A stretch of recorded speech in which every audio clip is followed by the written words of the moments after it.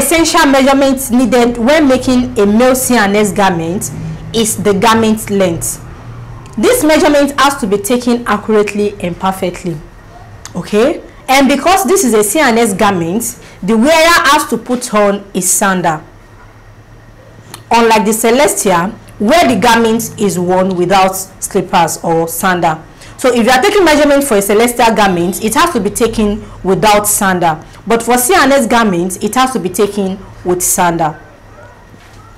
So in taking this measurement, I will be taking the measurement from the side of the neck. You can either take this measurement from the side of the neck or from the center of the shoulder. It all depends on you. But you have to pay attention or take note of where you took the measurement from, so that when you are drafting the pattern, you will insert your measurement exactly from the same point. If you take the measurement from the side of the neck, when you are inserting the measurement on your pattern paper, it has to be inserted from the side of the neck as well. And if you take the measurement from the center of the shoulder, when you are drafting your pattern, you have to insert the measurement from the center of the shoulder. But for the sake of this tutorial, I will be showing you how to take this measurement from the side of the neck. This is the side of the neck. This is the side of my neck. The side of the neck is the point where the shoulder line and the neck meet. You can see as my neck is coming downward, it stops here. Then from this point, the shoulder line started. So the point where the neck stops is the side of the neck. So if I'm taking my measurement, I will take this from this point. I will place my measuring tape on this point and I will extend it downward. So that means I'm taking this from the side of my neck. But if I want to take this from the center of my shoulder, it has to be from the point where I took the back measurement. That is the center of the shoulder. So I will take it and I will slant it. So this is the center of my shoulder. I will place my measuring tape on the point and I will hold it like so. Then I will make sure my measuring tape passes through the fullest part of my bust downward to my desired length. So that is how to take the measurements from the center of the shoulder. So but for the side of the neck, I will place the tip of my measuring tape on the side of the neck like so, and I will extend this downward to pass it through the fullest part of the chest.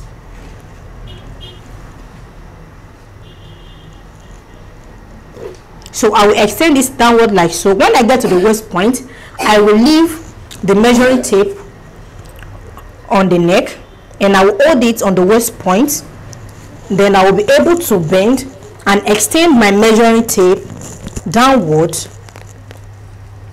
like so. If I'm taking this towards this direction, I will make sure my measuring tape touches the floor.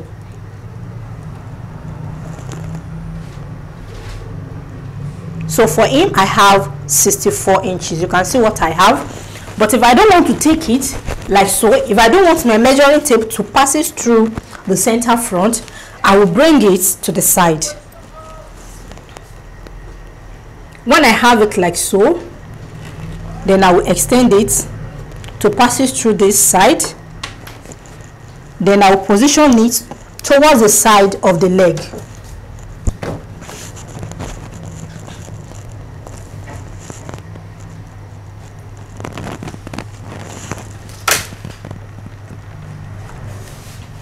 Until it touches the bone on the leg. So that is how to take the garment length measurement. Now, if you find this complicating, there is a simpler way of achieving this measurement. The easiest way of achieving this measurement is by adding the back waist length measurement together with the trouser length measurement. So the trouser length measurement is taken by the side and it's going to be from the waist point. So this is his waist. So I will be able to make my measuring tape passes through the fullest part of the hip area. Then I will extend this downward until it touches the bone on his ankle. Can you see? So you extend this until it touches the bone on the ankle. So for him, I have 42 inches. So from waist to the ankle is 42 inches. Then I will add the 42 inches together with the back waist length measurement. So that gives me the total length for the garment. After taking the basic measurements needed in drafting the bodice, then it is essential to take measurements for the sleeve as well. So this is going to be a basic sleeve with a round opening. Part of the measurements needed when making the sleeve is the armhole circumference measurements, which I've shown you when taking the bodice measurement. So which means the sleeve and the bodice shared the armhole circumference measurements. So for the sleeve area, the armhole circumference measurement is needed, the sleeve length is needed, and the sleeve opening is needed. These are the basic 3 measurements needed for the sleeve. So I've shown you the first, which is the armhole circumference. So I'll be showing you how to take the length and the opening of the sleeve. Now I will be showing you how to take the sleeve length measurement. In taking the sleeve length measurement, it has to be taken from the center of the shoulder. If you notice, there is always a connection from the center of the shoulder. This is very essential. Okay, so when taking this measurement, the arm has to be raised a little, just the way its arm is. Then I will place the tip of my measuring tape on the center of his shoulder, like so. Then this measurement has to pass through the side of the arm.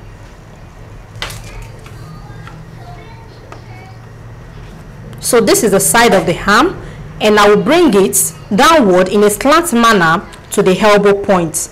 So when I get to the point that goes inner on the elbow point, I will hold my measuring tape, then leave it on the shoulder point. So I will hold it here, and I will extend this downward to the bone on the wrist.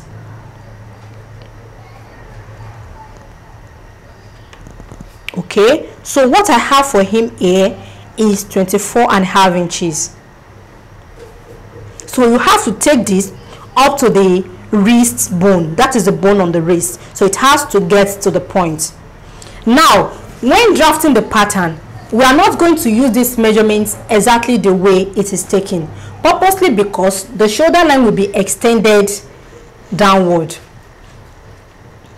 So the shoulder line will be extended downward. For this reason, we'll be subtracting some inches away from the length of the sleeve, so that the length of the sleeve will not be too much. It will not be covering up the whole of the palm.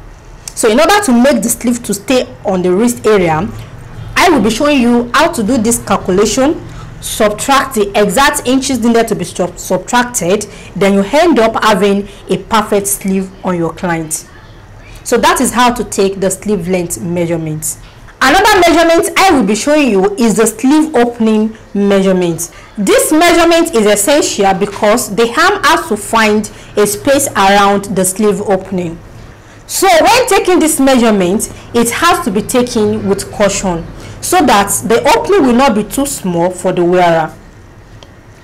So in taking this measurement, I will wrap my measuring tape around the wrist, like so. This measurement cannot be used as a standard measurement because of the differences in palm sizes. There are some people that are robust with a very small palm. Like mine, I have a small palm. There are some that are slim and they have a very big or wide palm. So you have to take this measurement properly on your clients. So in taking this measurement, you can see I have my measuring tape wrapped around the wrist. So I will try to bring out my measuring tape. You can see what I have here. The measuring tape cannot come out. That means this measurement will not work for this palm. So I will adjust my measuring tape until I'm able to bring out my measuring tape from the palm.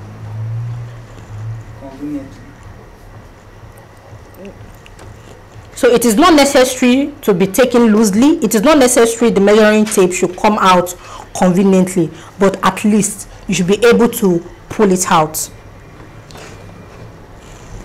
And because this is a plastic, the fingers are scattered. But for a human figure, the fingers can be closed like so in order to pull out the arm. Okay, so it is not necessary you bring this out loosely, and this also depends on your preference. It depends on how wide your client wants this opening to be. Some people prefer having it very wide, while some prefer having it moderate, not too wide and not too tight. So now I'm taking this measurement again. I will wrap the measuring tape around the wrist area in such a way I will be able to pull this out from the palm. Let's assume I'm taking this measurement for myself.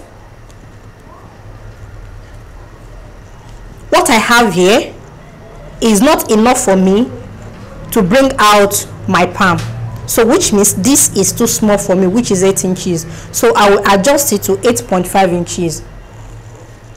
So with 8.5 inches I can bring out my palm, not that conveniently, but it will still come out if I don't want it to be too wide. But if I don't mind making my sleeve opening to be very wide, I will use 9 inches. So with 9 inches this will come out easily. You can see the way I put it on. So that is how it will be on the sleeve. So that is why I said it all depends on the wearer.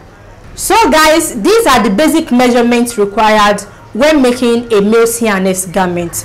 Other measurements are going to be a standard measurement, as I said earlier, and these measurements include the waist circumference measurement, the hip circumference measurement, the cap height measurement, the neck width for the front and back, and the neck depth for the front and back. So guys, that will be all on how to take an accurate measurement for a male C&S garment.